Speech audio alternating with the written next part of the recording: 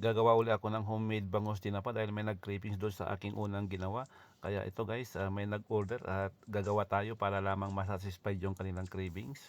Ayan, pagkalinis natin ng bangus, ayan, ibabrine muna natin yan sa loob ng 10 minutes sa asin at sa kasuka.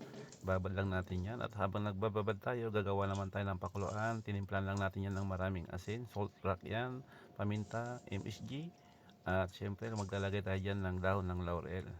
Papakuluan natin yang bangus sa loob ng 10 minutes at saka natin siya i-ahon ulit at papahanginan. Ayan.